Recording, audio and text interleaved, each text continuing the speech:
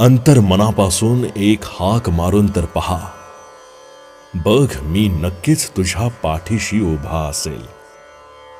शोधू नकोस इकडे तिकडे, एकदा स्वतःच झाकून पहा.